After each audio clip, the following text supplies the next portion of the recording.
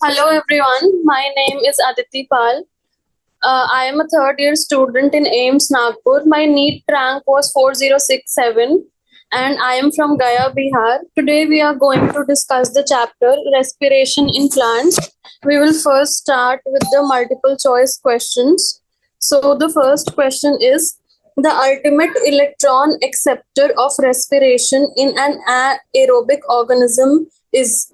तो the question है वो हमसे पूछ रहा है कि जो रेस्पिरेशन इन एरोबिक ऑर्गेनिजम्स होता है उसमें जो अल्टीमेट यानी जो आखिरी में इलेक्ट्रॉन एक्सेप्ट करता है तो वो कौन है। तो हमने जो क्रेब्स साइकिल के एंड में जो फॉस्फोराइलेशन का प्रोसेस होता है उसमें हमने देखा है कि जो फाइनल इलेक्ट्रॉन एक्सेप्टर होता है वो हमारा ऑक्सीजन होता है।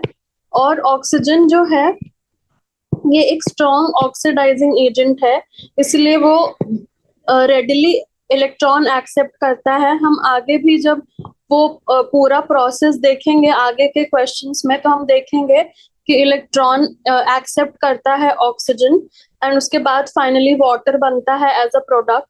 तो हम और इसके बारे में और डिटेल आगे भी देखेंगे।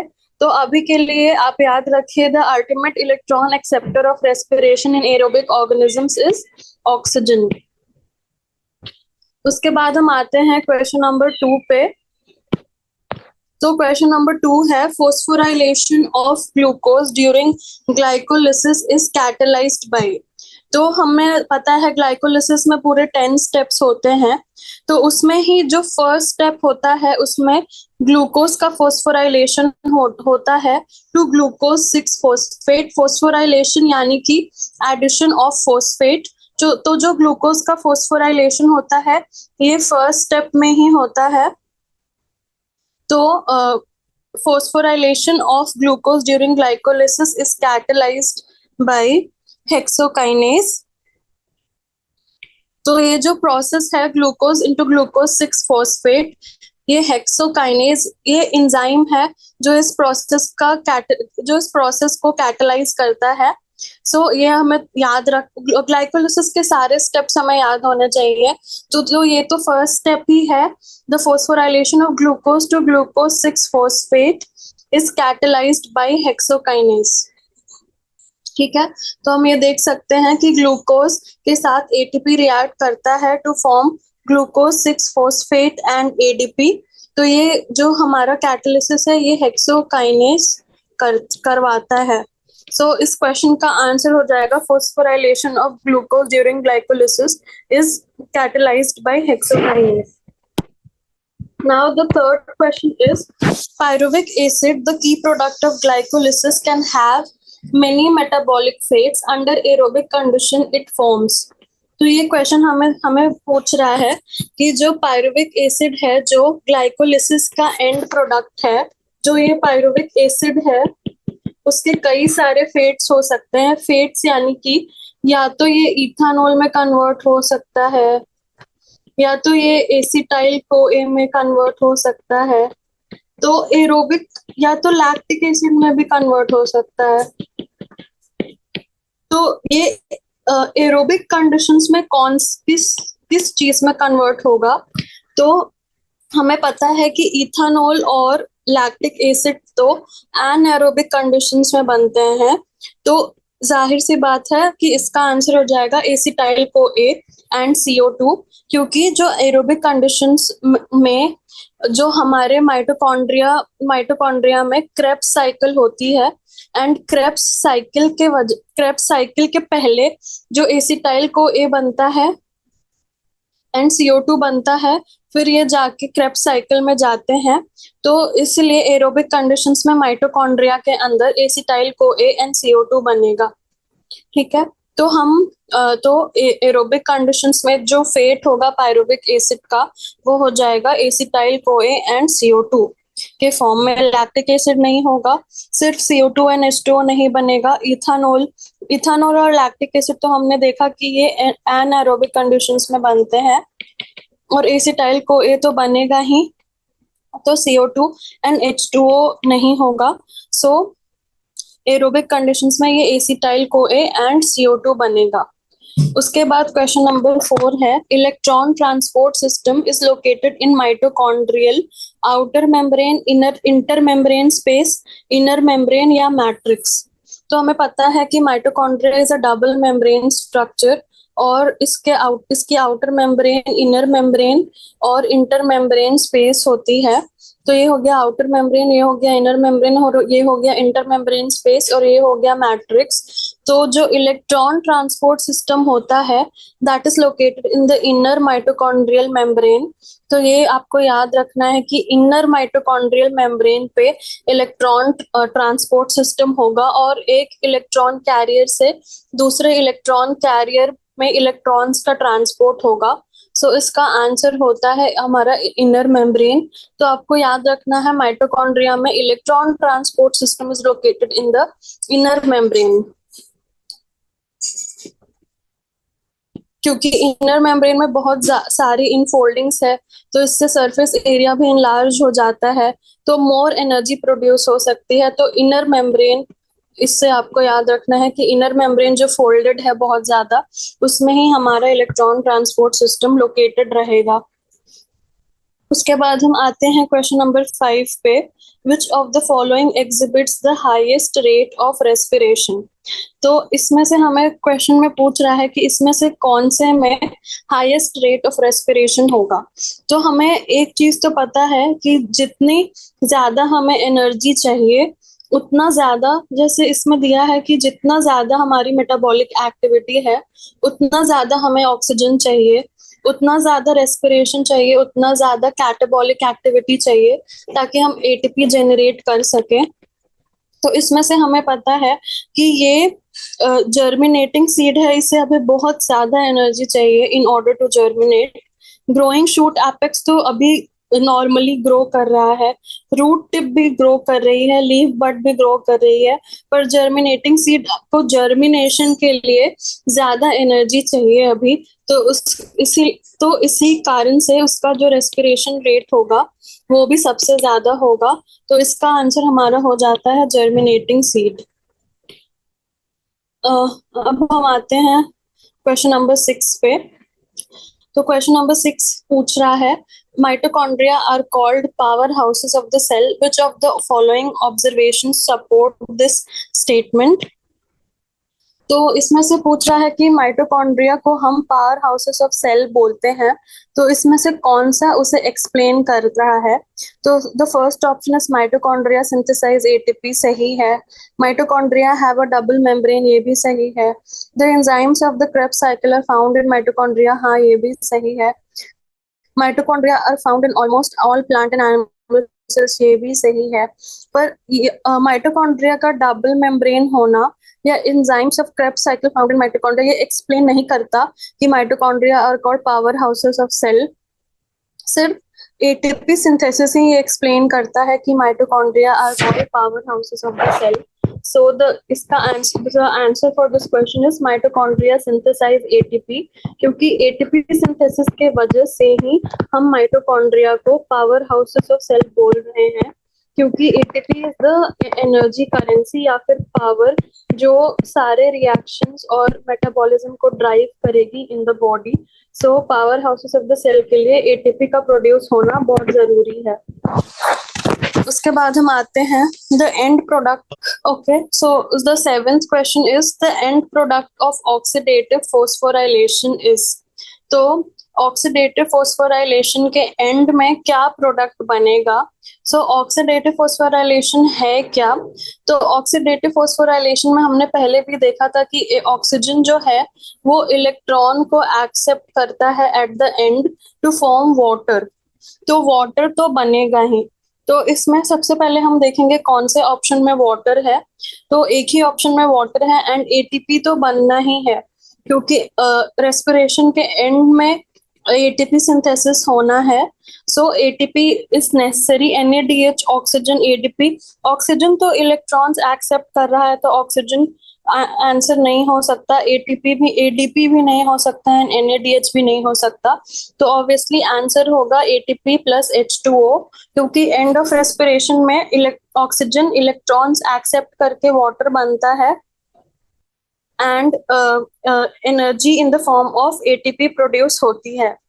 उसके बाद क्वेश्चन नंबर 7 भी हो गया हमारा। हम आते हैं क्वेश्चन नंबर 8 पे। तो क्वेश्चन नंबर 8 है match the following and choose the correct option. तो सबसे पहला है मॉलिक्यूलर ऑक्सीजन, फिर है इलेक्ट्रॉन एक्सेप्टर, फिर है पायरुवेट डिहाइड्रोजनेज एंड डी है डी कार्बोक्सिलेशन। तो इसमें से हमें पता है कि electron acceptor, then molecular oxygen. तो मॉलिक्यूलर ऑक्सीजन जो है वो जो है हमारा डी, इसमें से हम सबसे पहले देखते हैं कि डी कार्बोक्सिलेशन। तो ये हमें पता है कि ये अल्फा कीटोग्लूटारिक एसिड का डी कार्बोक्सिलेशन होता है इन क्रेब्स साइकिल। एंड ये अल्फा जो जो आइसोसिट्रेट है उसका डी कार्बोक्सिलेशन होता है एंड ये gets converted into alpha ketoglutaric acid. तो ये हमने डी का 1 सबसे पहले कर लिया। उसके बाद हम देखते हैं पायरुवेट डिहाइड्रोजनेज। सो जो पायरुवेट डिहाइड्रोजनेज है, जो पायरुवेट डिहाइड्रोजनेज है वो हमारा वो एंजाइम है, वो एसिटिक एसिड को एसिटाइल को एंजाइम में कन्वर्ट कर देता है, पायरुवेट डिहाइड्रोजनेज। सो मैंने कुछ कर दिया है। तो ये हम देखेंगे पायरुवेट डिहाइड्रोजनेज है वो एसिटिक एसिड को एसिटाइल को एंजाइम में कन्वर्ट करता है एंड आइसोसिट्रेट का डी कार्बोक्सिलेशन होता है। तो हमारा सी का तो 4 हो गया एंड डी का 1 हो गया। उसके बाद मॉलिक्यूलर ऑक्सीजन जो है वो हाइड्रोजन एक्सेप्टर होता है, electron acceptor is cytochrome C. So A का हो गया 2, बी का हो गया 3, सी का हो गया 4 एंड डी का हो गया 1। तो ये हमारा आंसर हो जाता है ऑप्शन नंबर ए। हमने पहले भी देखा था कि पायरुवेट डिहाइड्रोजनेज जो है वो एसिटिक एसिड को एसिटाइल को ये पायरुविक एसिड को एसिटाइल को एंजाइम ए में कन्वर्ट कर रहा था। देन उसके पहले हमने देखा था कि मॉलिक्यूलर ऑक्सीजन है वो हाइड्रोजन एक्सेप्ट करके वाटर बनता है एंड आइसोसिट्रेट का डी कार्बोक्सिलेशन होता है इनटू अल्फा कीटोग्लूटारिक एसिड। ये क्रेब्स साइकिल का एक स्टेप है। उसके बाद जो साइटोक्रोम सी है वो इलेक्ट्रॉन एक्सेप्ट करता है, दैट इज जो हमने इलेक्ट्रॉन ट्रांसपोर्ट सिस्टम अभी देखा माइटोकॉन्ड्रियल इनर मेम्ब्रेन पे जो होता है, ठीक है। तो मॉलिक्यूलर ऑक्सीजन हाइड्रोजन एक्सेप्ट करके वाटर बनता है at the end of respiration. So ये हो गया हमारा ए का 2, electron acceptor is cytochrome C, तो बी का 3 हो गया। Pyruvate dehydrogenase is required for the conversion of pyruvic acid into acetyl CoA, pyruvic acid into acetyl CoA। So ये हमारा सी का 4 हो गया एंड डी कार्बोक्सिलेशन आइसोसिट्रेट का होता है इनटू अल्फा कीटोग्लूटारिक एसिड। तो ये हमारा डी का 1 हो गया। So option A is the correct answer. उसके बाद हम आते हैं very short answer type questions पे। तो हमारा फर्स्ट क्वेश्चन है energy is released during the oxidation of compounds in respiration. How is this energy stored and released as and when it is needed? तो इस क्वेश्चन का मतलब है कि ऑक्सीडेशन ऑफ कंपाउंड्स के दौरान एनर्जी रेस्पिरेशन के दौरान एनर्जी रिलीज होती है।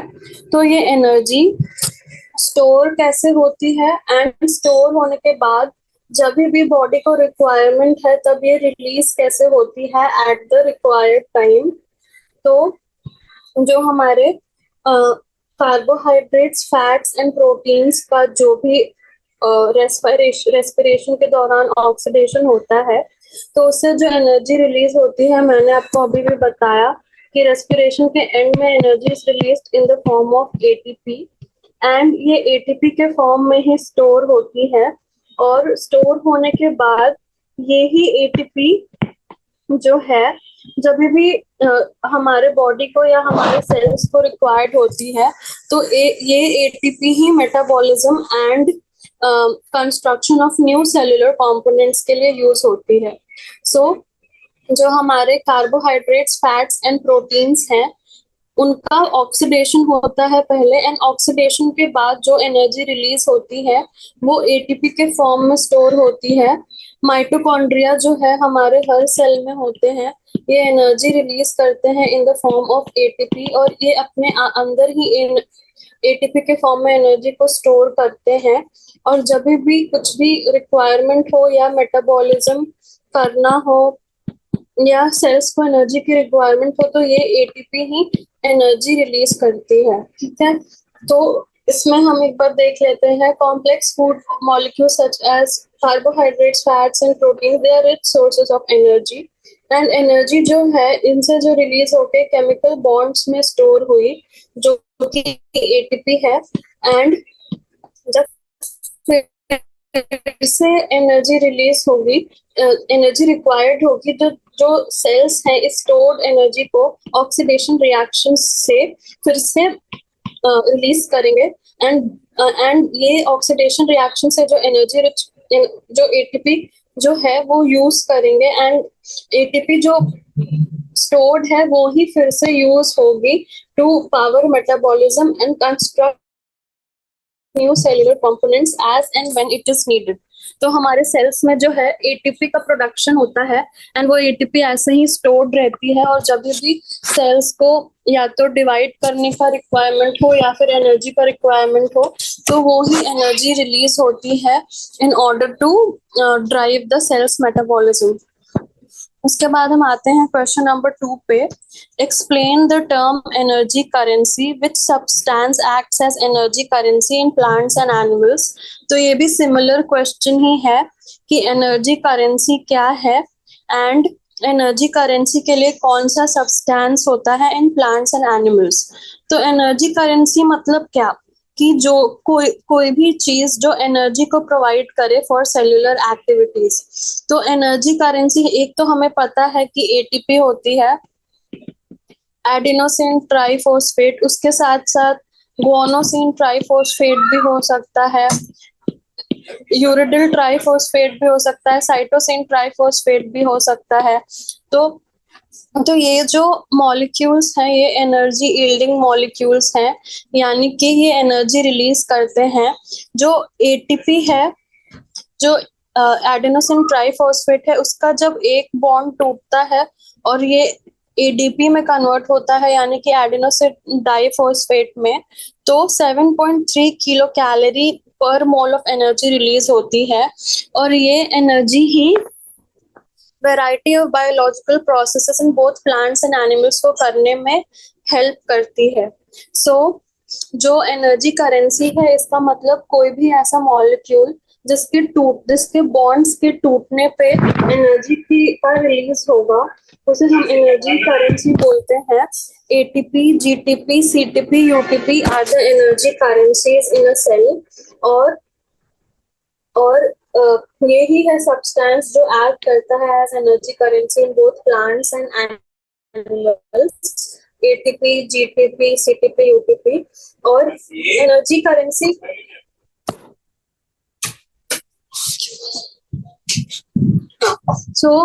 एनर्जी करेंसी ये क्यों है, क्योंकि ये स्मॉल पैकेट्स ऑफ एनर्जी है वो स्टोर होता है in cells in the form of ATP. And जो एनर्जी है वो कहीं किसी भी लोकेशन पे प्रोवाइड की जा सकती है, never the rest of the fact where it is stored.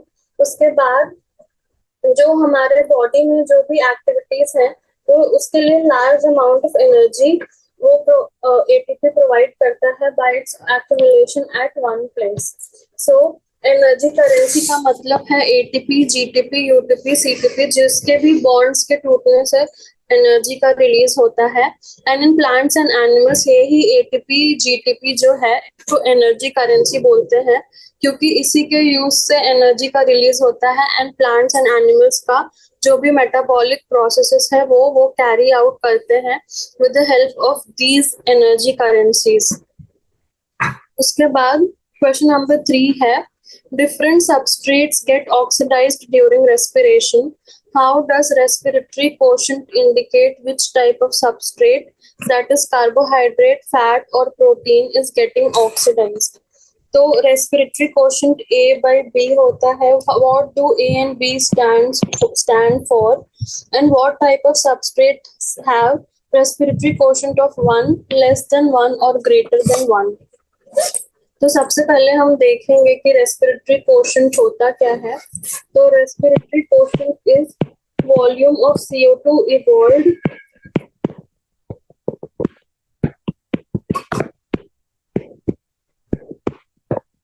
divided by the volume of O2. तो हमें पता है कि रेस्पिरेशन में CO2 का इवोल्यूशन होता है एंड O2 का कंजम्पशन होता है. So respiratory quotient is the ratio of the volume of CO2 evolved to the volume of O2 consumed. So इस रेशियो से हमें पता चलता है कि कितना efficient है the process of respiration. So तो जो वैल्यू ऑफ रेस्पिरेटरी कोशेंट है वो इंडिकेट करता है कि सबस्ट्रेट कौन सा सबस्ट्रेट ऑक्सीडाइज हो रहा है, क्योंकि carbohydrates, proteins and fats, all of them will require different volumes of oxygen for their oxidation and they will evolve different volumes of carbon dioxide. Since substrates different हैं, carbohydrates, proteins and fats का structure एक जैसा नहीं है, so the volume of oxygen required and the volume of CO2 evolved will obviously be different for all of the 3 substrates. So इसमें से जो carbohydrates है उसका वैल्यू होता है 1. So in carbohydrates the volume of O2 consumed is equal to the volume of CO2 evolved. वैसे ही in fats and proteins the respiratory quotient is less than 1, यानी कि जो डिनोमिनेटर है वो ज्यादा हो रहा है तभी फ्रैक्शन की वैल्यू लेस देन 1 आ रही है.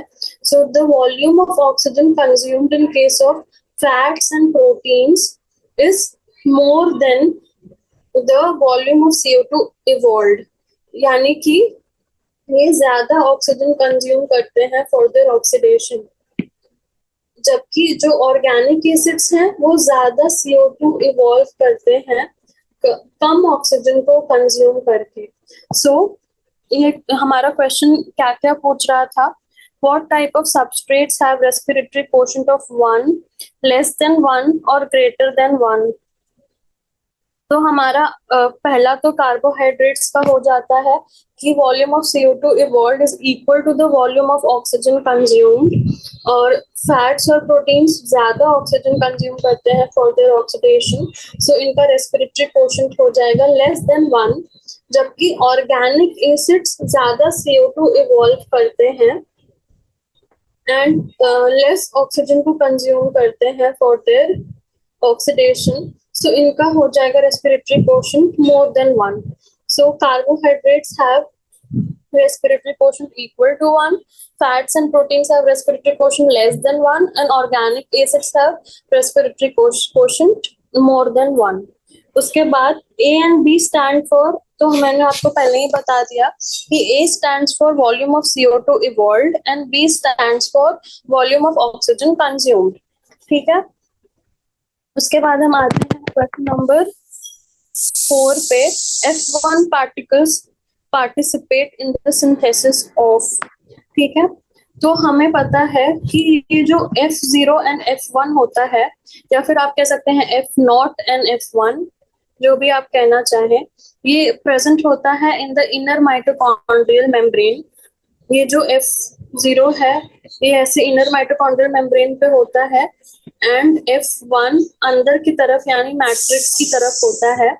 तो ये आखिर किस चीज के सिंथेसिस में इन्वॉल्व है, तो मैंने आपको बताया कि ETS होता है, ऑन इलेक्ट्रॉन ट्रांसपोर्ट सिस्टम होता है in the inner mitochondrial membrane, and finally ये आखिर में जाके F0 F1 पार्टिकल, जिसे हम कॉम्प्लेक्स 5 भी बोलते हैं, in the electrons transport system, जो कॉम्प्लेक्स 5 है उसमें फाइनली जाके एटीपी का सिंथेसिस होता है इन द माइटोकॉन्ड्रिया।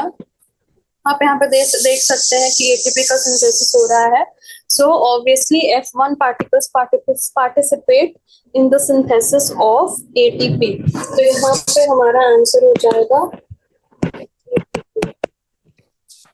इसके बाद क्वेश्चन नंबर 5 है हमारा, when does anaerobic respiration occur in man and yeast? तो ये क्वेश्चन हमसे पूछ रहा है कि मैन और ईस्ट में एनारोबिक रेस्पिरेशन कब होता है। सो एनारोबिक रेस्पिरेशन तभी होगा जब there is deficiency of oxygen. ठीक है, तो मैन में डेफिशिएंसी ऑफ ऑक्सीजन कब होगा? जब भी वो स्ट्रेनस एक्सरसाइज कर रहा हो, यानी कि बहुत ज्यादा एक्सरसाइज कर रहा है, जब उसका oxygen requirements are not fulfilling the oxygen demand, तो ऑक्सीजन की कमी हो रही है, डेफिशिएंसी ऑफ ऑक्सीजन हो रहा है। So pyruvic acid is converted into lactic acid by the enzyme lactate dehydrogenase. तो मैंने बोला था कि पायरुविक एसिड का एक फेट होता है कन्वर्जन इनटू लैक्टिक एसिड, जो कि एनारोबिक कंडीशंस में होता है। तो ये ह्यूमंस में होता है ड्यूरिंग स्ट्रेनस एक्सरसाइज, जो pyruvic acid by the enzyme lactate dehydrogenase convert होता है इनटू लैक्टिक एसिड। सो ये होता है मैन में when he does strenuous exercise और when he is utilising oxygen at the faster rate, की ऑक्सीजन की डेफिशिएंसी हो रही है इन मसल्स एंड टिश्यूज। उसके बाद जो ईस्ट है उसमें इनकम्प्लीट ऑक्सीडेशन ऑफ ग्लूकोज होता है under anaerobic conditions, where pyruvic acid is converted into CO2 and ethanol by the action of enzyme pyruvic acid decarboxylase. So yeast में इनकम्प्लीट ऑक्सीडेशन होता है। ईस्ट में हमें पता है कि ईस्ट प्रोड्यूसेस इथानॉल या इथाइल अल्कोहल। सो ईस्ट में इनकम्प्लीट ऑक्सीडेशन ऑफ ग्लूकोज होता है अंडर एनारोबिक कंडीशंस। सो पायरुविक एसिड जो है वो CO2 एंड इथानॉल में कन्वर्ट होता है by the action of enzyme pyruvic acid decarboxylase. So जो ग्लूकोज है वो पहले तो पायरुविक एसिड में कन्वर्ट हुआ, फिर वो पायरुविक एसिड डिकार्बोक्सिलेज के हेल्प से इथानॉल कार्बन डाइऑक्साइड में कन्वर्ट होता है in the case of yeast. So जो ईस्ट है उसमें इनकम्प्लीट ऑक्सीडेशन ऑफ ग्लूकोज होता है under anaerobic conditions, where pyruvic acid is converted into ethanol and CO2 by the action of enzyme pyruvic acid decarboxylase. ठीक है, फिर हम आते हैं क्वेश्चन नंबर 6 में। क्वेश्चन नंबर 6 बोल रहा है कि which of the following will release more energy on oxidation, arrange them in ascending order। ascending order यानी कि सबसे कम से लेके सबसे ज्यादा वाले पे हमें अरेंज करना है। सो हम कैसे पता करेंगे कि कौन सा मोर एनर्जी रिलीज करेगा? तो जो एनर्जी रिलीज होती है उसे हम कैलोरीफिक वैल्यू से याद करते हैं। तो calorific value is the energy produced by the oxidation of various respiratory substrates. So जब ग्लूकोज का पूरा ऑक्सीडेशन होता है तो 4.1 किलो कैलोरी पर gram and fat 9.45 kilo calorie पर ग्राम। तो हम देखते हैं हमारा ऑप्शन ए है 1 ग्राम ऑफ फैट, तो ए तो हमारा हो गया 9.45। इसके बाद हम आते हैं 1 ग्राम ऑफ प्रोटीन, तो डी हो गया 5.65। देन सी है 1 ग्राम ऑफ ग्लूकोज, ये हो जाएगा 4.1 एंड डी है 0.5 gram of protein plus 0.5 gram of glucose, यानी कि 5.65 divided by 2 plus 0.5 gram of glucose यानी कि 4.1 डिवाइडेड बाय 2। तो ये हमारा हो गया 9.75 डिवाइडेड बाय 2 यानी कि 4.875। तो ठीक है, ये 4.875 हो गया। यानी कि अब हम असेंडिंग ऑर्डर में देखें तो सबसे कम आता है हमारा ऑप्शन नंबर सी, उसके बाद आता है ऑप्शन नंबर डी, फिर आता है बी, एंड फाइनली ऊपर में आता है ए। तो जो 1 ग्राम ऑफ फैट है वो सबसे ज्यादा एनर्जी रिलीज करेगा, फिर आता है हमारा 1 ग्राम ऑफ प्रोटीन, फिर आता है हमारा 0.5 gram of protein plus 0.5 gram of glucose, and finally आता है हमारा 1 ग्राम ऑफ ग्लूकोज। ठीक है, तो इसकी हमें कैलोरीफिक वैल्यूज याद करनी पड़ेगी अगर हमें ऐसे क्वेश्चन सॉल्व करने हैं। सिर्फ 3 वैल्यूज आप याद रखें, 4.1, 5.65 एंड 9.45 फॉर फैट। फैट सबसे ज्यादा करेगा एफ पी, फैट, फिर प्रोटीन, देन ग्लूकोज। आप सीक्वेंस भी याद कर सकते हैं ताकि आपको वैल्यूज याद करने में आसानी हो, फैट, प्रोटीन एंड ग्लूकोज। उसके बाद हम आते हैं क्वेश्चन नंबर 7 में। The product of glycolysis under hypoxia and in skeletal muscle and anaerobic fermentation in yeast are respectively dash and dash। तो ये क्वेश्चन तो हमने कुछ देर पहले ही किया कि मैन में एनारोबिक रेस्पिरेशन में क्या फॉर्म होता है एंड सिमिलरली ईस्ट में क्या फॉर्म होता है। तो मैन में हमने देखा था कि लैक्टिक एसिड होता है एंड जो ईस्ट में है उसमें इथानॉल होता है। Pyruvic acid is converted into lactic acid finally by lactate dehydrogenase. So lactic acid होगा यहाँ पे आंसर हमारा। The product of glycolysis in skeletal muscle and anaerobic fermentation in yeast are respectively lactic acid and ethanol या ethyl alcohol and CO2 भी आप लिख सकते हैं। ठीक है, तो product of glycolysis in skeletal muscle, जो आप इसे पायरुविक एसिड भी यहाँ लिख सकते हैं कि pyruvic acid which is further converted into lactic acid, पर ज्यादा बेटर होगा आपके लिए लैक्टिक एसिड लिखना।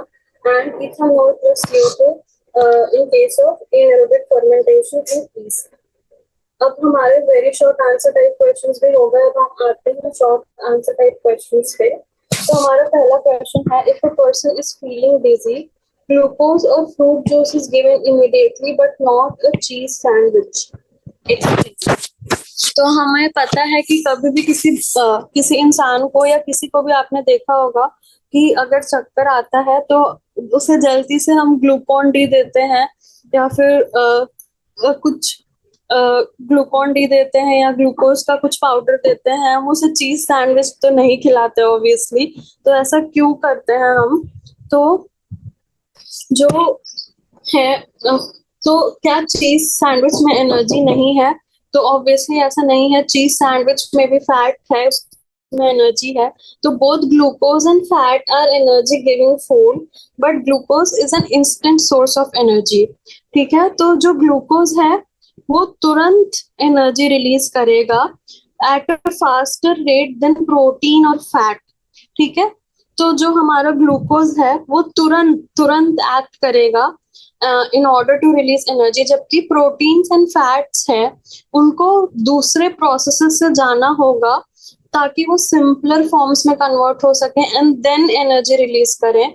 जबकि ग्लूकोज है वो तुरंत एनर्जी रिलीज करेगा या इंस्टेंट एनर्जी रिलीज करेगा, जो कि उस पर्सन को चाहिए क्योंकि वो ऑलरेडी डिजी फील कर रहा है। हम उसे चीज सैंडविच नहीं दे सकते क्योंकि उससे एनर्जी रिलीज होने में थोड़ा वक्त लगेगा और वक्त ही नहीं है हमारे पास। हमें उसे तुरंत एनर्जी देके तुरंत उसके डिजीनेस जो वो फील कर रहा है उससे उसको रिकवर करवाना है। तो इसके लिए हम उसे तब हम उसे ग्लूकोज या फ्रूट जूस देंगे क्योंकि ये सिंपलर कार्बोहाइड्रेट्स हैं। Simpler carbohydrates will release energy, instant energy rather than proteins and fats। And simpler carbohydrates ही हम देते हैं जब भी कोई पर्सन ऐसे डिजी फील करता है या उसे चक्कर आते हैं, तो हम जल्दी से उसे ग्लूकोज या कोई भी ग्लूकोज पाउडर या ग्लूकोन डी देते हैं। उसके बाद हम आते हैं क्वेश्चन नंबर 2 पे। what is meant by the statement aerobic respiration is more efficient? तो aerobic respiration is more efficient इस स्टेटमेंट से इस स्टेटमेंट का क्या मतलब है? ठीक है, तो जो एरोबिक रेस्पिरेशन है उसमें जो एक सिंगल मॉलिक्यूल ऑफ ग्लूकोज है उससे 36 एटीपी मॉलिक्यूल्स प्रोड्यूस हो जाते हैं, जबकि जो एनारोबिक रेस्पिरेशन है there is net gain of only 2 molecules of ATP from each glucose molecule which is comparatively much less than that of aerobic respiration. तो इसमें कह रहा है कि जब एरोबिक रेस्पिरेशन होता है, जब भी हमारे सेल में एरोबिक रेस्पिरेशन होता है तो there is a release of 36 ATP molecules, और जब भी एनारोबिक रेस्पिरेशन होता है यानी कि बिना ऑक्सीजन के तो सिर्फ 2 एटीपी मॉलिक्यूल्स प्रोड्यूस होते हैं। तो हमें ऑब्वियसली जिस भी प्रोसेस में ज्यादा एनर्जी रिलीज हो रही हो वो ही हम एफिशिएंट मानेंगे, क्योंकि हमें तो ज्यादा एनर्जी चाहिए in order to carry out our activities. कम एनर्जी तो किसी को भी नहीं चाहिए। हम कौन से प्रोसेस को ज्यादा एफिशिएंट बोलेंगे? जिस प्रोसेस में ज्यादा एनर्जी रिलीज हो रही है वो ही ऑब्वियसली हमारे लिए ज्यादा एफिशिएंट हो जाएगी। जो एनाएरोबिक ऑर्गेनिजम्स होते हैं या फिर हमारे बॉडी में भी जो एनाएरोबिक ग्लाइकोलिसिस से जब स्ट्रेनस एक्सरसाइज के दौरान जो एनर्जी प्रोड्यूस होती है that is less than the aerobic respiration, पर क्योंकि ये जल्दी हो जाता है और जाहिर सी बात है जितना टाइम 36 एटीपी बनने में लगेगा उससे तो काफी कम टाइम लगेगा 2 एटीपी बनाने में, पर 2 एटीपी तो बन जाएंगे कम से कम जो हमें तुरंत चाहिए। एनारोबिक रेस्पिरेशन होता तो है पर ये एफिशिएंट नहीं है जितना एरोबिक रेस्पिरेशन एफिशिएंट है। Aerobic respiration is more efficient. तो अब हम आते हैं क्वेश्चन नंबर 3 पे। क्वेश्चन नंबर 3 है कि pyruvic acid is the end product of glycolysis. What are the 3 metabolic products of pyruvic acid produced under aerobic and anaerobic conditions? तो इस क्वेश्चन का आंसर मैंने आपको अभी तक 2 बार बता दिया है, तो मैं उम्मीद करती हूँ कि आपको याद होगा। तो the 3 metabolic products formed under aerobic and anaerobic conditions are, पहला तो हमने मसल्स में देखा लैक्टिक एसिड, फिर हमने ईस्ट में देखा इथानॉल एंड CO2, एंड हमने देखा कि जब नॉर्मल एरोबिक रेस्पिरेशन होता है तो पायरुविक एसिड से एसिटाइल CoA बन जाता है। ये कब कब बनते हैं? Lactic acid is formed by the oxidation of pyruvic acid under anaerobic conditions in skeletal muscle. तो जो स्केलेटल मसल्स होती हैं उसमें एनारोबिक कंडीशंस में जो पायरुविक एसिड है वो लैक्टिक एसिड में कन्वर्ट हो जाता है, जो कि मैंने आपको बताया था जब ज्यादा एनर्जी चाहिए और ऑक्सीजन की कमी हो रही है तो विदाउट ऑक्सीजन ही हमारा स्केलेटल मसल्स पायरुविक एसिड को लैक्टिक एसिड में कन्वर्ट कर देगा, और ये लैक्टिक एसिड ही बाद में जाके पेन कॉज करता है इन द एक्सरसाइजिंग मसल्स। ठीक है, उसके बाद हम आते हैं इथानॉल में। तो ethanol is formed by the oxidation of pyruvic acid in east under anaerobic condition. तो ईस्ट में हमें पता है कि ईस्ट प्रोड्यूस करता है इथाइल अल्कोहल और इथानॉल। तो ये इथानॉल भी प्रोड्यूस होता है by anaerobic metabolism in yeast from pyruvic acid and acetyl coenzyme ए।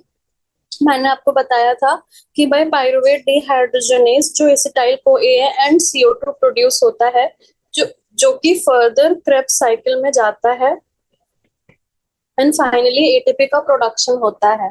ठीक है, तो हमारा क्वेश्चन नंबर 3 भी हो गया।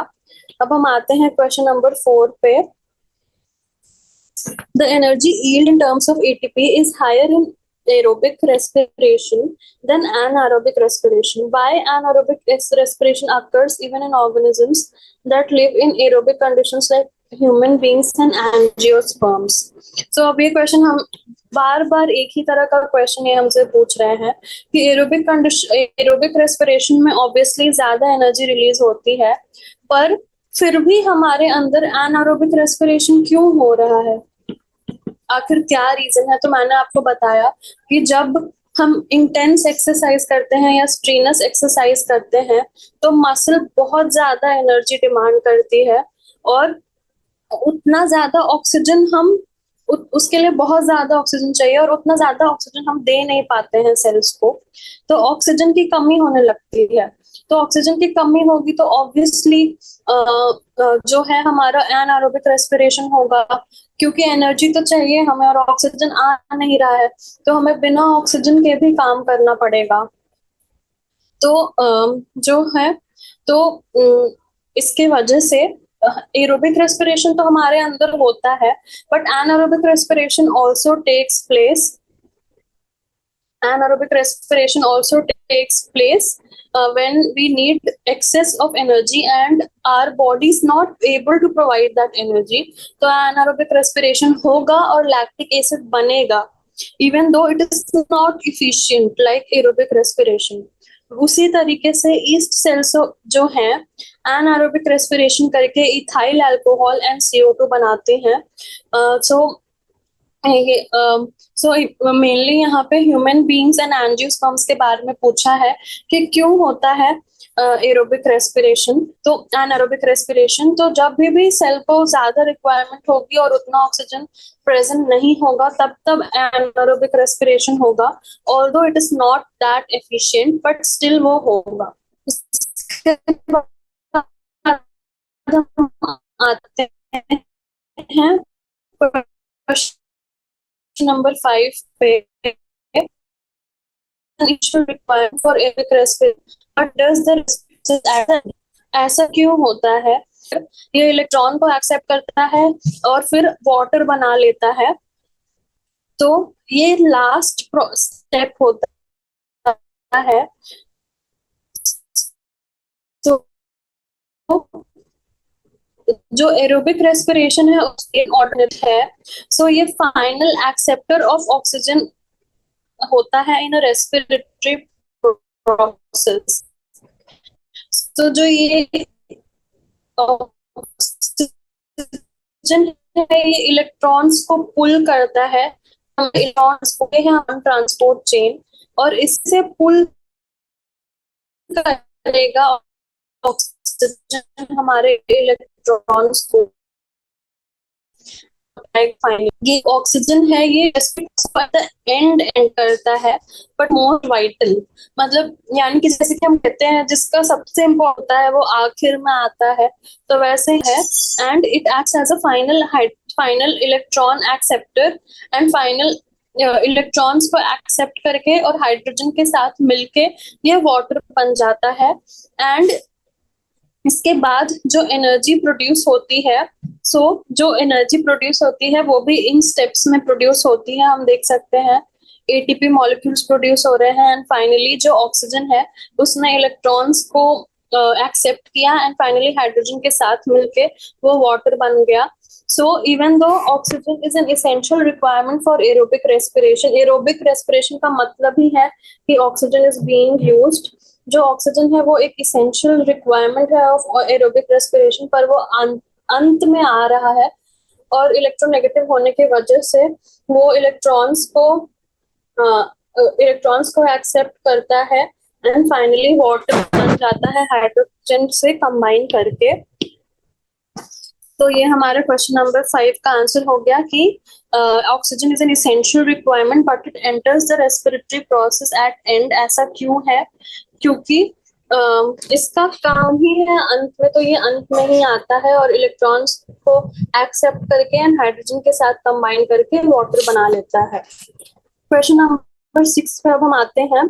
Question number 6 is respiration is an energy releasing and enzymatically controlled catabolic process which involves a stepwise oxidative breakdown of organic substances inside living cells।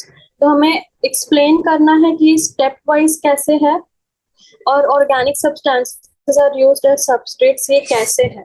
तो respiration step wise process है, तो हमने steps तो देखे ही हैं कि पहले ग्लाइकोलिसिस होता है, फिर क्रेब्स साइकिल होती है and finally electron transport chain में जो है हमारे इलेक्ट्रॉन्स जाते हैं एंड फाइनली ऑक्सीजन इलेक्ट्रॉन्स को एक्सेप्ट करता है एंड हाइड्रोजन के साथ मिलके water, ATP and carbon dioxide बनाता है. So it is step wise.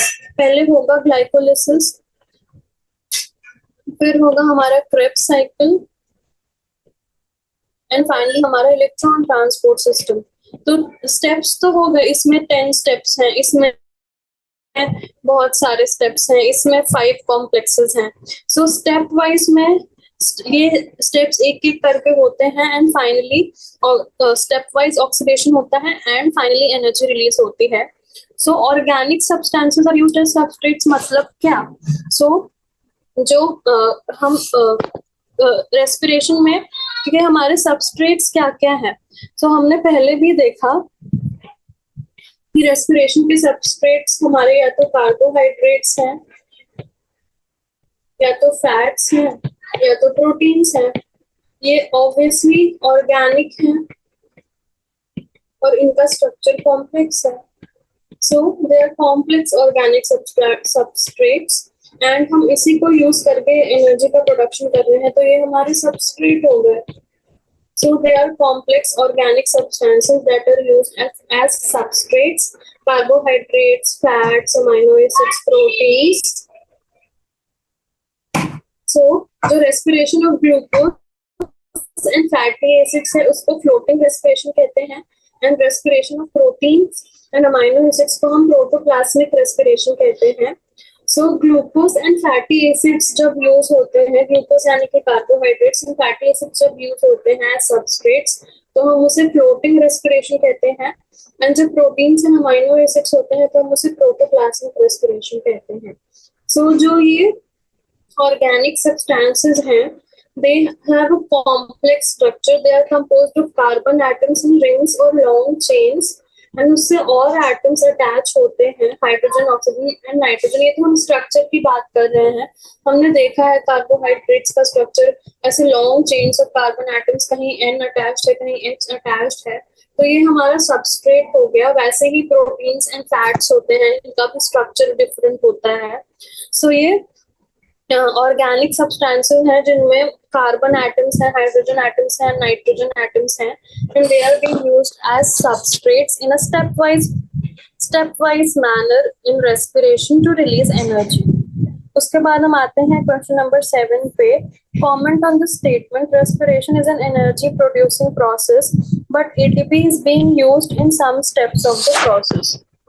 ठीक है, तो हमें इसमें पूछ रहा है कि रेस्पिरेशन जो है उसमें तो एनर्जी रिलीज होनी चाहिए, पर इसमें एनर्जी यूज भी होती है.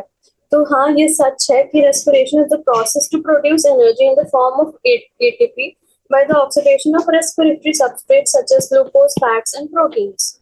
ठीक है, तो या तो एरोबिक रेस्पिरेशन होगा या एनारोबिक रेस्पिरेशन होगा. सो कंजम्पशन ऑफ एटीपी कहाँ हो रहा है?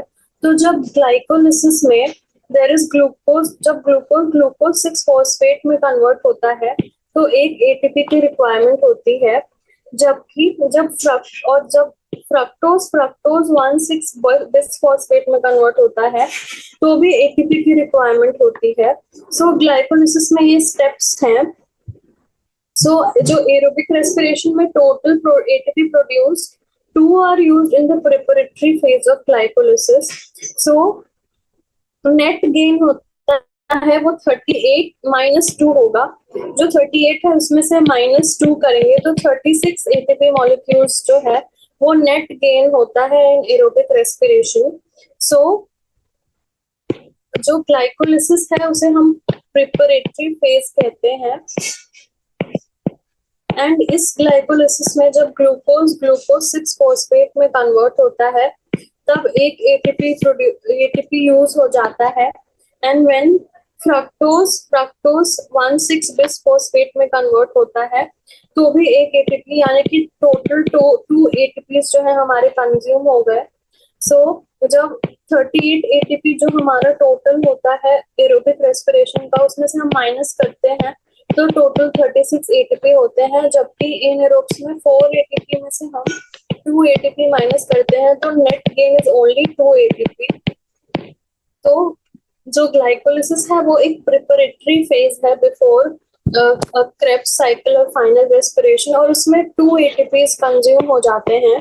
और इस 2 एटीपी के कंजम्पशन की वजह से नेट गेन में से हमेशा हम 2 एटीपी माइनस करते हैं। हमें इस पे कमेंट करना था, हमें बताना था कि ऐसा कब हो रहा है। तो glycolysis is the preparatory phase in which 2 ATPs are used. तो हम नेट गेन में से 2 एटीपी माइनस करते हैं और वो हमारा फाइनल एटीपी होता है।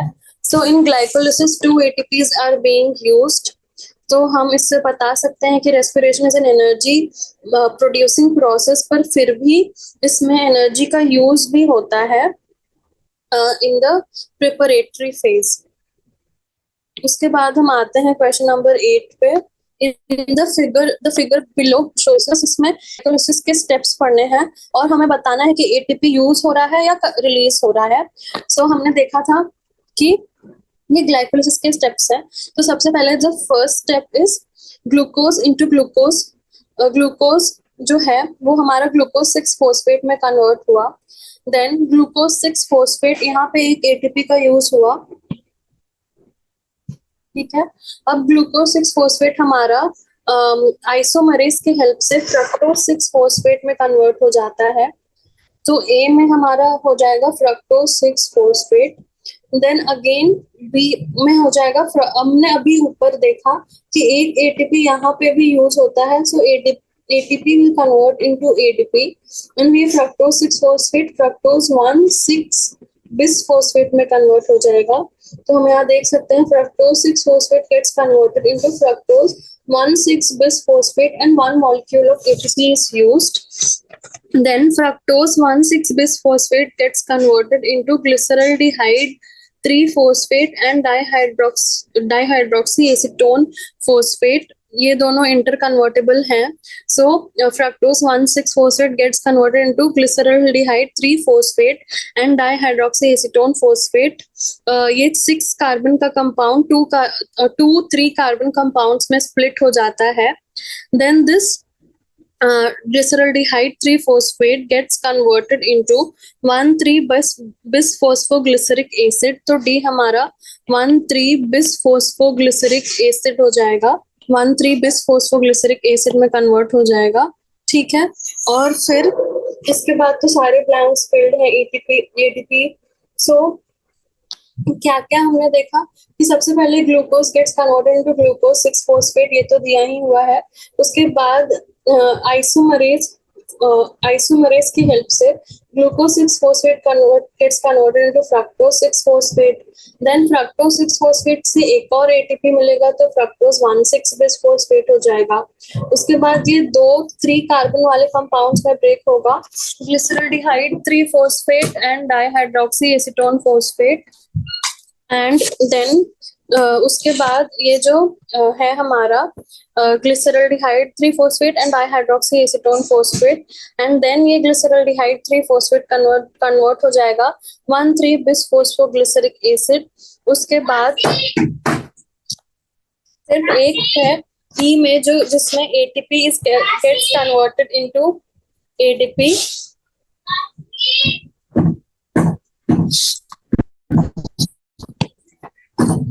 तो ये हो गया हमारा क्वेश्चन नंबर 8 का answer. Then question number 9, why is respiratory pathway referred to as an amphibolic pathway. तो हमें इस क्वेश्चन में पूछ रहा है कि हम रेस्पिरेटरी पाथवे को एम्फीबोलिक पाथवे क्यों बोलते हैं।